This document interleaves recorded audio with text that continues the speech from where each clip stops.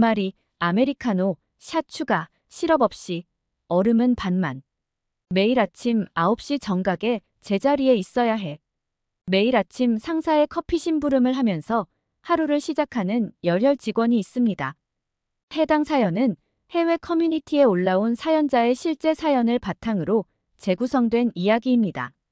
감동세계 오늘의 사연 시작하겠습니다. 그 전에 잠깐 구독, 좋아요, 알림 설정 부탁드립니다. 안녕하세요. 저는 프랑스의 명품 브랜드 에르메땡의 디자이너 마리 듀퐁입니다. 요즘 로제의 아파트가 전 세계에 퍼지면서 예전 일들이 새록새록 떠오르네요. 아파트 아주 중독성이 있어요.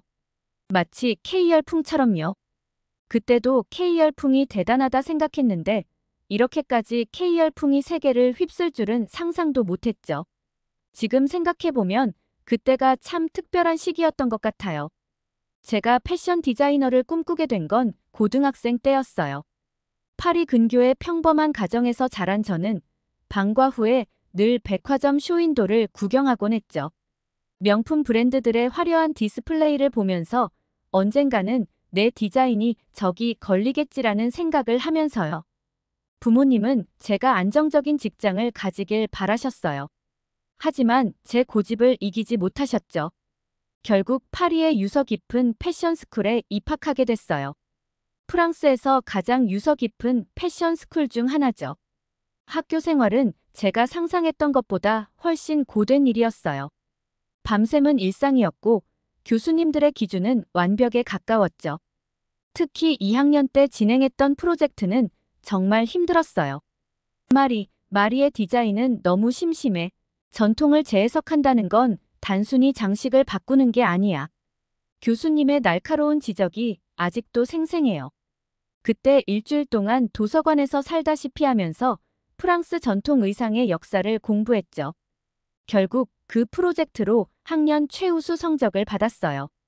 3학년 때는 루이비땡에서 6개월간 인턴십을 했어요.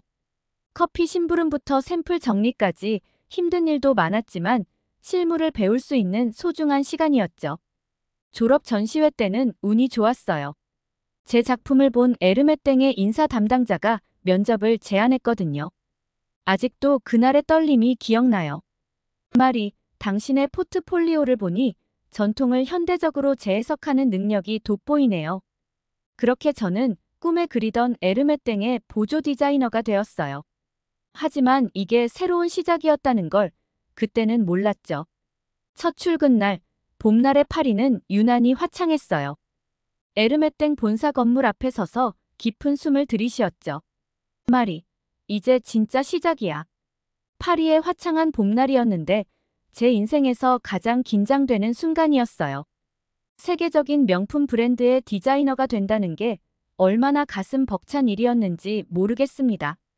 하지만 현실은 생각만큼 달콤하지 않더라고요. 저는 중국계 디자이너 왕리메이의 보조로 배정됐습니다. 처음에는 아시아의 대표 디자이너 밑에서 일하게 되다니 하면서 신이 났었죠. 하지만 이게 웬걸요? 그녀의 첫마디가 아직도 귓가에 생생해요. 새로운 보조? 커피 취향부터 알아둬야겠네요. 아메리카노, 샷 추가, 시럽 없이, 얼음은 반만. 매일 아침 9시 정각에 제자리에 있어야 해요. 디자인을 배우러 왔는데 첫 업무가 커피 심부름이라니. 그래도 이게 다 배우는 과정이겠지 하면서 긍정적으로 생각하려 했어요. 하지만 날이 갈수록 상황은 더 악화됐습니다. 왕리메이는 디자인 회의 때마다 저를 배제했어요. 마리, 넌 여기서 기다리고 있어. 이런 식이었죠. 중요한 컬렉션 준비할 때도 저는 항상 커피 심부름이나 자료 정리만 했어요. 가끔은 그녀의 개인 심부름까지 해야 했는데 드라이클리닝을 찾아오라거나 그녀의 애완견 미용실 예약을 하는 일까지 제 몫이었습니다. 정말 참기 힘들었던 건 그녀의 무시하는 태도였어요. 제가 어렵게 준비한 디자인 스케치를 보면 프랑스에서 이런 걸 배웠어요? 제가 알던 파리지앵의 감각은 이게 아닌데 하면서 비꼬았죠. 심지어 다른 디자이너들 앞에서 마리는 아직 많이 배워야 해요. 제가 잘 가르쳐 볼게요. 라며 비웃듯 말하기도 했어요. 매일 밤 집에 돌아와서 울었던 기억이 나네요. 내가 정말 이걸 견딜 수 있을까? 하는 생각도 수없이 했죠. 사표를 쓰려고 한 적도 여러 번이었어요. 하지만 어릴 때부터 꿈꿔온 디자이너의 길을 이렇게 포기할 순 없었습니다. 그러던 어느 날 에르메땡의 다른 보조 디자이너인 소피아가 저에게 살짝 귀띔을 해줬어요. 말이 너무 힘들지. 힘내. 왕리메이는 모든 보조 디자이너를 이렇게 대해. 특히 실력 있는 사람일수록 더 심하게 굴어. 내가 위협적으로 느껴지나 봐. 그 말을 듣고 나니 조금은 위안이 됐지만 한편으로는 더 화가 났어요. 디자이너라는 사람이 후배를 이렇게 대하다니. 매일 아침 에르메땡으로 향하는 발걸음이 무거워질 때마다 이 상황이 언제까지 이어질지 막막하기만 했습니다. 그날도 평소처럼 왕리메이의 까다로운 커피를 준비하고 있었어요. 그런데 갑자기 사무실이 소란스러워졌습니다. 마리, 빨리 와봐요. 동료 소피아가 숨을 헐떡이며 저를 불렀어요. 메건 마클이 어제 자선 행사에 나타났는데 특이한 매듭 장식이 있는 가방을 들고 있었대요. 지금 SNS가 난리 났어요. 순간 사무실 전체가 술렁이기 시작했죠.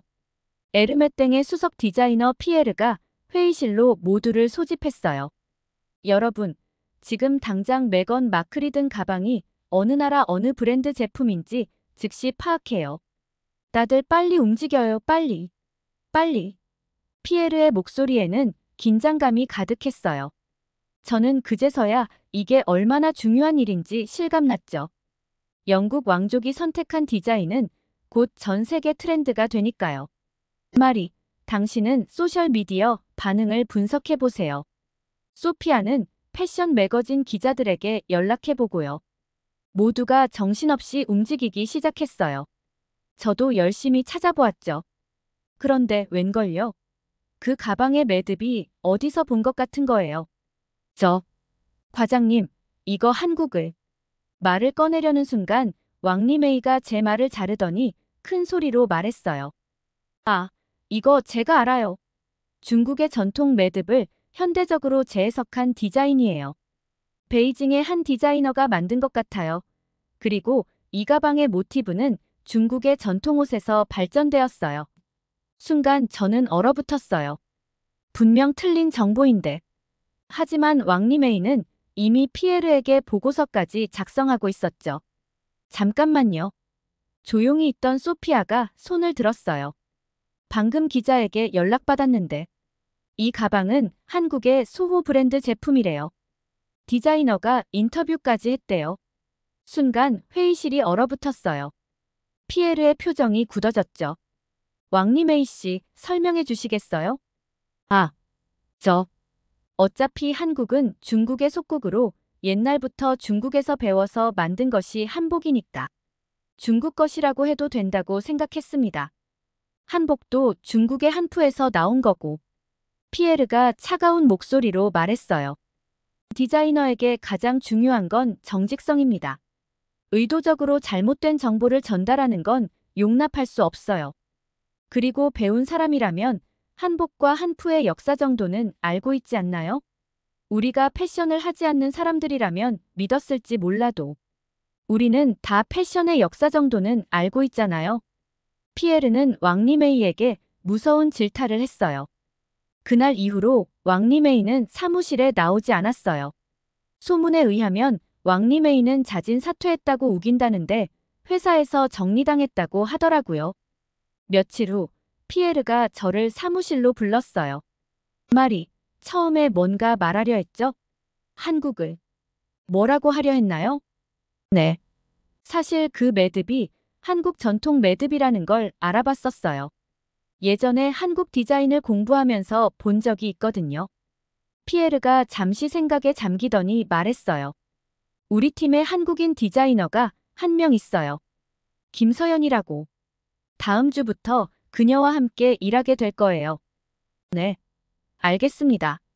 마리는 날카로운 관찰력이 있어요. 좋은 디자이너가 될 자질이에요. 김서연과 잘 맞을 것 같네요. 그렇게 저는 김서연 디자이너님을 만나게 됐어요. 첫 만남부터 달랐어요. 따뜻한 미소로 저를 맞아주시더라고요. 마리 씨, 피에르 과장님한테 얘기 들었어요. 앞으로 잘 지내봐요.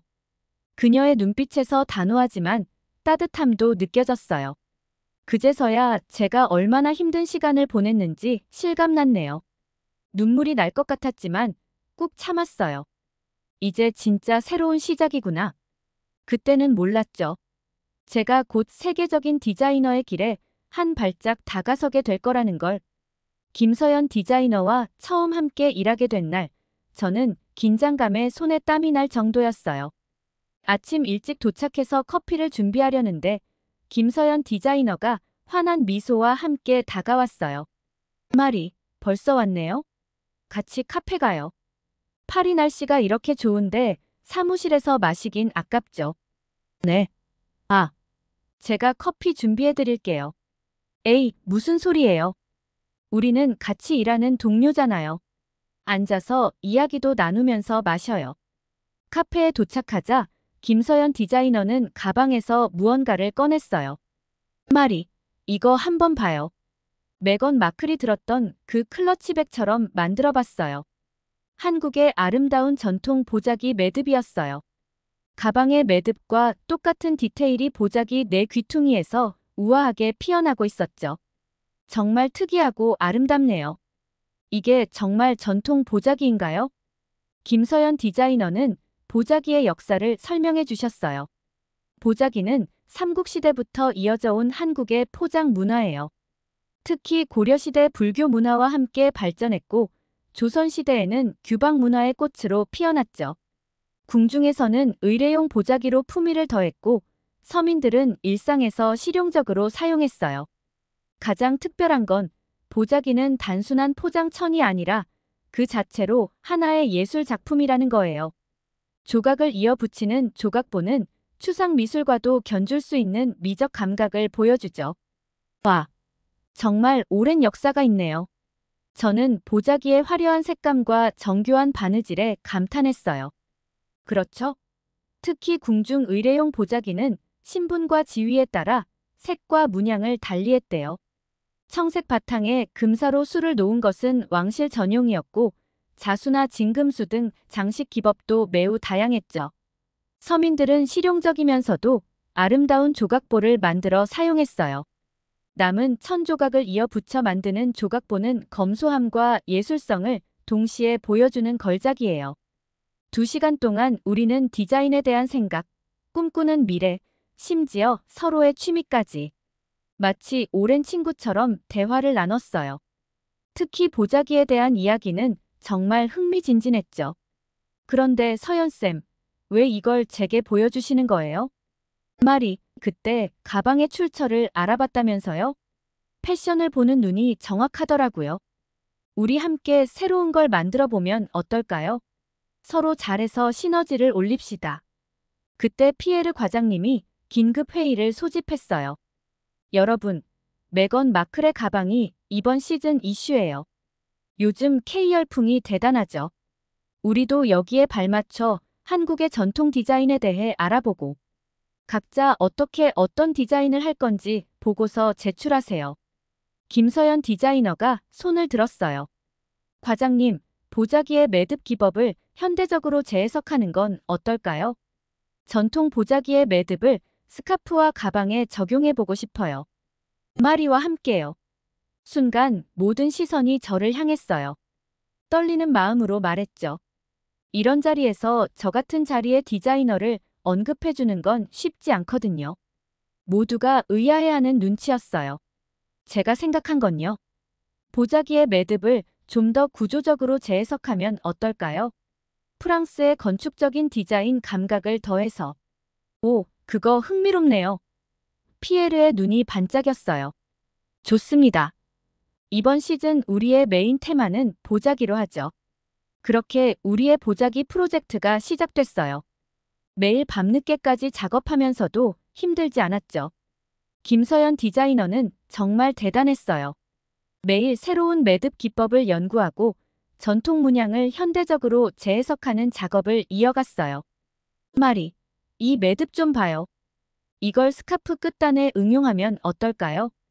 서연쌤, 그러면 여기에 프랑스 트위드 원단을 써보는 건요? 오, 그거 좋네요. 동양의 매듭과 서양의 소재가 만나면. 밤늦게까지 작업할 때면 김서연 디자이너는 항상 따뜻한 차를 내어주셨어요. 이거 보리차예요. 한국에 있을 때 우리 할머니가 항상 끓여주셨는데 한국에선 많은 사람들이 물처럼 마셔요. 소화에도 좋고. 차를 마시며 들려주시는 한국의 이야기들이 저는 너무 좋았어요. 한국의 색채 철학, 매듭에 담긴 의미, 그리고 세대를 걸쳐 이어진 장인 정신까지. 서연쌤, 제가 잘할 수 있을까요? 당연하죠. 마리는 이미 충분히 훌륭해요. 이제 그걸 마음껏 보여줄 때예요. 그녀의 따뜻한 말 한마디, 작은 배려 하나하나가 저를 성장하게 했어요. 이제야 알겠더라고요. 진정한 멘토는 이런 거구나.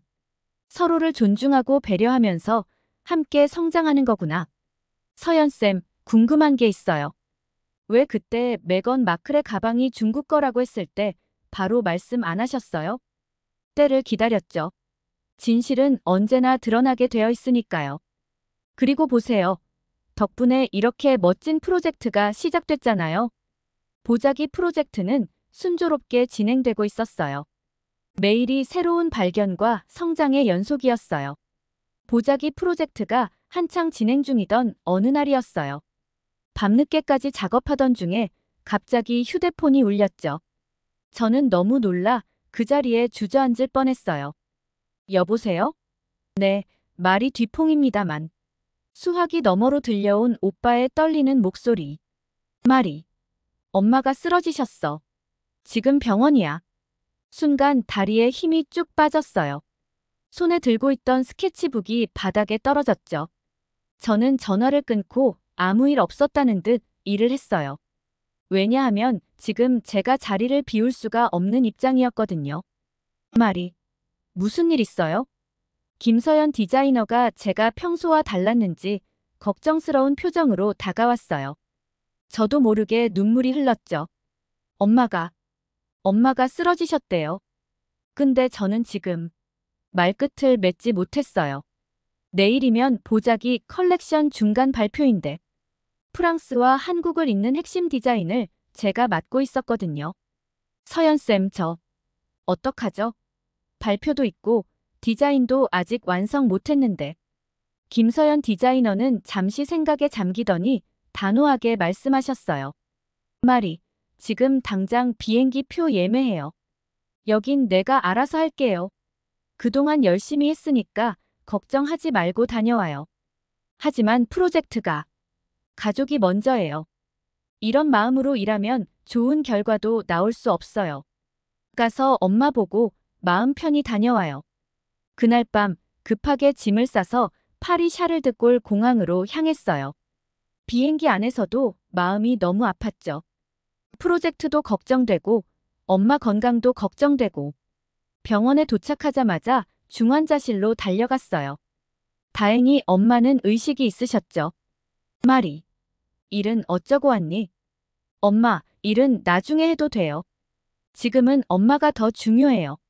3일 동안 병원을 지키면서도 마음 한켠이 무거웠어요. 그때 김서연 디자이너에게서 메시지가 왔죠. 말이, 어머니는 좀 어떠신가요? 여기는 걱정 말아요. 우리가 잘 해결했어요. 중간 발표도 무사히 끝났고 피에르 과장님도 이해해 주셨어요. 그 메시지를 읽는데 갑자기 눈물이 왈칵 쏟아졌어요. 정말 나를 인정해주는 사람을 만났구나. 예전 왕리메이 같았으면 뒤치다꺼리 하느라고 병원은 꿈도 못 꿨을 텐데 하는 생각이 들더라고요. 일주일 후 엄마가 많이 호전되어 퇴원하셨어요. 저는 엄마 병간호하는 일주일 동안 프로젝트에 도움이 되고자 시간을 낭비하지 않고 보자기와 매듭에 대해 열심히 찾아봤어요. 파리로 돌아온 날 곧장 사무실로 향했어요. 김서연 디자이너는 여전히 늦게까지 작업 중이었죠. 서연쌤, 제가 새로운 아이디어가 있어요. 밤새도록 우리는 새로운 디자인을 완성했어요. 프랑스의 모던한 감각과 한국 전통 보자기의 형형색색, 다양한 매듭을 활용해서 절묘하게 어우러진 디자인이었죠. 말이 이거예요. 우리가 찾던 바로 그것. 김서연 디자이너의 눈이 반짝였어요. 그리고 피에르 과장님도 이 디자인을 보고 크게 만족하셨죠. 역시 진정성 있는 디자인은 다르네요. 이게 바로 우리가 찾던 진짜 작품이에요. 그렇게 위기는 오히려 기회가 되었어요. 가족의 사랑, 동료의 배려, 그리고 전통의 힘이 만나 더 특별한 결과를 만들어냈죠. 하지만 이게 끝이 아니었어요. 진짜 승부는 이제 시작이었으니까요. 파리로 돌아와 프로젝트에 전념하고 있을 때였어요. 소피아가 급하게 저를 불렀죠. 마리, 이거 봤어? 중국 보그에 실린 기사야. 화면을 보는 저는 너무 놀라 순간 제 눈을 의심할 수밖에 없었어요. 한국의 보자기는 중국 전통 문화의 한 부분 실크로드를 통해 전파된 포장 문화의 역사. 이게 무슨 소리예요? 기사는 계속해서 한국의 보자기 문화가 중국에서 전해진 것이라고 주장하고 있었어요. 심지어 에르메땡의 프로젝트까지 언급하면서 중국 문화를 왜곡하는 시도라고 비난했죠. 이 기사, 왕리메이 씨가 기고했대요. 소피아의 말에 순간 머리가 핑 돌았어요. 김서연 디자이너에게 달려갔죠. 서연쌤, 이거 보셨어요? 김서연 디자이너는 이미 기사를 보고 계셨어요. 하지만 의외로 침착해 보였죠. 말이, 이런 일이 처음은 아니에요. 우리 문화를 훔쳐가려는 시도는 늘 있었거든요. 그때 피에르 과장님이 급하게 들어오셨어요. 큰일 났어요. SNS에서 이 기사가 확산되고 있어요. 우리 프로젝트에 대한 비난도 시작됐고, 심지어 일부 패션 매체들이 취재 요청을 해오고 있어요. 회의실에 모인 우리는 긴급 대책 회의를 했어요. 그때 무언가 이상한 점을 발견했죠. 서연쌤, 잠깐만요. 이 기사에 있는 사진. 이거 우리 미공개 디자인 아닌가요? 김서연 디자이너가 화면을 자세히 들여다봤어요. 맞아요. 이건 우리가 지난주에 작업한 프로토타입이에요. 아직 공개하지 않은 건데. 순간 회의실이 얼어붙었어요. 피에르 과장님이 즉시 법무팀을 소집했죠. 조사가 시작됐고 충격적인 사실이 드러났어요. 왕리메이가 에르메땡을 퇴사하면서 우리 프로젝트 자료를 통째로 빼돌렸던 거예요. 이건 단순한 문화 왜곡을 넘어선 산업 스파이죠. 법무팀장님이 단호하게 말씀하셨어요. 기업비밀 유출, 저작권 침해, 형사 고발감입니다. 한편 김서연 디자이너는 한국문화재청과 연락해 보자기의 역사적 자료들을 받았어요. 조선시대 궁중 보자기부터 민간 보자기까지 수백 년의 역사를 증명하는 자료들이었죠. 에르메땡은 두 가지 대응을 했어요. 먼저 왕리메이를 기소했고 동시에 한국 보자기의 독창성을 알리는 캠페인을 시작했죠. 보그 파리는 한국 보자기 문화의 아름다움을 다룬 특집 기사를 실었고 세계적인 복식사 학자들도 한국 보자기 문화의 독자성을 인정하는 성명을 발표했어요. 결국 왕리메이는 패소했어요. 거액의 손해배상금은 물론 패션계에서의 신용도 잃었죠. 그녀는 이제 패션계에서 완전히 퇴출된 거예요. 말이, 이제 우리 진짜 작품에 집중해요. 김서연 디자이너가 아무 일도 없었다는 듯 말했어요. 네, 근데 서연쌤, 어떻게 그렇게 침착하실 수 있어요? 말이 예전부터 중국은 한국이 중국의 속국이라며 이런 일을 밥 먹듯 하죠. 진짜 보석은 빛나기 마련이에요. 누군가 흙탕물을 끼얹으려 해도 씻어내면 더 빛나는 법이죠. 우리는 이제 더 강해졌어요. 그날 밤, 우리는 더욱 단단한 팀이 되어 있었어요. 이제 진정한 승부가 남았네요. 우리의 작품으로 모든 것을 증명해야 할 시간이었으니까요. 발표 전날 밤, 에르메땡의 디자인실은 여전히 불이 켜져 있었어요. 프랑스의 중견 디자이너 클레어 부통이 마지막 점검을 하고 있었죠. 그녀는 파리 패션계에서 퀸 메이커로 불리는 실력자예요. 말이, 들어보셨나요? 클레어가 이번에 보자기 모티브로 가방을 만들었대요. 옆자리에 소피아가 귓속말로 말했어요. 네. 가방이요? 당연하죠. 메건 마클의 그 가방이 한국 보자기에서 영감을 받았다는 걸 알고 나서부터 클레어는 한국 전통 매듭을 연구했대요. 순간 가슴이 철렁 내려앉았어요. 클레어는 프랑스 명문 패션스쿨 출신의 20년 경력의 베테랑이에요. 게다가 아시아 디자인을 무시하기로 유명한 사람이죠. 말이 긴장돼요? 김서연 디자이너가 따뜻한 미소와 함께 차를 건네셨어요. 네. 클레어가 가방을 준비했대요. 우리는 스카프인데.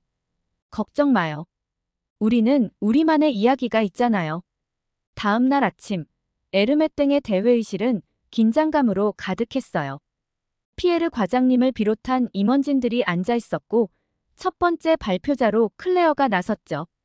보자기의 매듭은 단순한 장식이 아닙니다. 저는 동양의 매듭 문화를 연구하면서 그 깊이에 매료되었죠. 특히 한국의 도래 매듭과 생초 매듭, 그리고 결자 매듭의 아름다움에 주목했습니다. 매듭 하나하나가 상징하는 의미도 특별하죠. 도래 매듭의 끝없이 이어지는 선은 영원한 사랑을, 생초 매듭의 꽃잎 모양은 다산과 풍요를 상징한다고 해요. 이런 철학적 의미를 현대적 감각으로 재해석했습니다. 클레어는 말을 이어갔어요. 특히 궁중에서 사용되던 혼례 보자기의 매듭 기법을 응용했어요. 보자기에 내 귀퉁이를 묶는 전통적인 방식에서 영감을 받아 가방에 여밀 때 자연스럽게 매듭이 만들어지도록 디자인했습니다. 이것이 바로 동양의 신비로움을 담은 클레어의 가방은 정말 완벽했어요. 보자기 매듭을 현대적으로 재해석한 디자인이 눈부셨죠. 발표가 끝나자 임원진들의 박수 소리가 쏟아졌어요. 자, 다음은 김서연 팀의 발표입니다. 김서연 디자이너가 일어나면서 제게 눈짓을 했어요. 우리는 준비한 프레젠테이션을 시작했죠. 오늘 저희가 보여드릴 것은 단순한 스카프가 아닙니다. 이것은 한 가족의 이야기이자 두 문화의 만남입니다. 여러 장의 보자기를 이어 붙인 우리의 스카프가 공개되자 회의실이 술렁였어요. 클레어의 표정이 굳어졌죠. 매듭을 재해석한 건 클레어의 가방도 훌륭했습니다. 하지만 김서연 팀은 한 걸음 더 나아갔어요. 그들은 보자기를 단순히 모방하지 않고 새로운 이야기를 만들어냈죠. 피에르 과장님의 말씀이 끝나자마자 임원진들의 열띤 토론이 시작됐어요. 잠시 후 CEO가 직접 발표를 했죠. 이번 시즌의 메인 컬렉션으로 김서연 팀의 작품을 선정하겠습니다. 클레어가 우리에게 다가왔어요. 축하해요. 내가 잘못 알고 있었네요. 서연 씨 실력이 대단하더군요. 발표가 끝난 후 피에르 과장님이 우리 팀을 불렀어요. 이제 컬렉션 이름을 정해야 해요. 뭔가 좋은 생각 있나요? 김서연 디자이너가 조심스럽게 제안했어요. 라트 두 보자기는 어떨까요? 보자기의 예술이란 뜻인데. 오, 완벽해요. 프랑스어와 한국어의 만남, 거기에 예술이라는 단어가 주는 품격까지. 이보다 더 좋은 이름이 있을까요? 2달 후 파리의 중심가는 보자기의 예술 광고로 가득했어요. 샹젤리제 거리의 에르메땡 스토어는 한국의 색동처럼 알록달록한 스카프들로 채워졌고 오픈 첫날부터 구매자들의 긴 줄이 이어졌죠. 패션 매거진들은 앞다투어 특집 기사를 실었어요. 한국 전통의 새로운 해석 보자기, 지속 가능한 패션의 선구자 보그. 보그는 한국의 보자기가 현대 패션이 추구하는 지속 가능성과 완벽하게 부합한다고 극찬했죠. 보자기, 럭셔리의 새로운 아이콘이 되다. 엘르는 매듭의 상징성과 예술성에 주목하며 한국 전통 공예의 세련된 미학을 조명했어요. 에르메땡이 선보이는 동서양의 완벽한 조화 마리끌레르. 마리끌레르는 특별히 왜 하필 한국의 보자기인가? 라는 특집 기사도 실었어요. K문화가 세계를 휩쓸면서 패션 업계는 한국의 전통 문화에 주목하기 시작했다. 하지만 에르메땡의 보자기의 예술은 단순한 K열풍 편승이 아닌 한국 전통 문화의 본질을 현대적으로 재해석한 수작이다. 특히 보자기에 담긴 물건을 소중히 다루는 마음과 나눔의 정신은 현대 사회가 잃어버린 가치를 되새기게 한다. 더불어 보자기의 매듭 기법은 프랑스의 장인 정신과 만나 새로운 차원의 예술성을 만들어냈다. 출시 한 달 만에 보자기의 예술 컬렉션은 에르메땡 성공적인 런칭으로 기록됐어요. 특히 아시아 시장에서의 반응은 폭발적이었죠. 중국의 한 패션 평론가는 이제야 서구 패션 브랜드가 진정한 의미의 동서양 융합을 이뤄냈다고 평가했어요. 그날 저녁 김서연 디자이너와 샴페인을 마시며 파리의 야경을 바라봤어요. 샹젤리제 거리의 화려한 조명 아래서 우리의 스카프들이 반짝이고 있었죠. 서연쌤, 우리 정말 해냈네요. 그래요. 마리가 있어서 가능했어요. 마리의 진정성이 우리 디자인을 빛나게 만들었어요. 파리의 밤하늘에 별이 반짝였어요. 쇼윈도우에 걸린 우리의 스카프처럼 화려하게. 그리고 우리의 이야기는 여기서 끝이 아니었어요. 이제 시작인걸요. 보자기의 예술과 함께 한국과 프랑스의 아름다운 디자인 여정은 계속될 테니까요. 오늘은 프랑스의 젊은 디자이너 마리 듀퐁의 이야기를 통해 우리는 한 패션 디자이너에게 일어난 특별한 문화적 성장의 여정을 보았습니다. 까다로운 상사 왕림회의 밑에서 힘들어하던 마리가 김서연 디자이너의 따뜻한 지도로 한국의 보자기 문화를 만나게 되고 전통 문화를 통해 새로운 디자인의 영감을 찾아가는 과정이었습니다. 김서연 디자이너는 경력을 가진 베테랑 디자이너로 한국 전통 문화를 현대적으로 재해석하는 작업을 해오신 분이었죠. 보자기의 매듭을 현대 패션에 접목시켜 제2의 전성기를 맞이하신 그녀는 마리에게도 그 특별한 경험을 나눠주었습니다. 특히 김서연 디자이너가 마리의 재능을 알아봐 주었고 한국 전통 문화까지 배우게 되는 계기가 되었죠. 매일 늦게까지 함께 작업하며 디자인을 가르쳐주고 한국의 전통 매듭도 알려주며 때로는 따뜻한 보리차를 나누며 이야기를 나누던 김서연 디자이너의 따뜻한 마음이 마리에게 작은 기적을 만들어 주었습니다. 힘든 시기를 보내던 마리는 이제 매일 새로운 디자인으로 하루를 시작하고 한국의 전통 문화도 연구하며 활기찬 일상을 보내고 있습니다. 김서연 디자이너가 아니었다면 마리는 아직도 그 어둡고 긴 터널 속에 있었을지도 모릅니다. 여러분, 마리의 이야기 어떠셨나요? 여러분의 인생에도 김서연 디자이너처럼 따뜻한 멘토가 있나요? 있다면 댓글로 함께 나눠주세요. 때로는 한 사람의 따뜻한 지도와 배려가 젊은 디자이너의 삶을 바꿀 수 있다는 것을 마리의 이야기를 통해 배울 수 있었습니다. 여러분의 댓글은 감동 세계가 더 좋은 사연으로 찾아올 수 있는 원동력입니다. 오늘 사연이 좋았다면 구독, 좋아요, 알림 설정 부탁드리며 이상으로 감동세계 사연 들어주셔서 감사합니다. 끝까지 감동세계 시청해주셔서 너무 사랑합니다.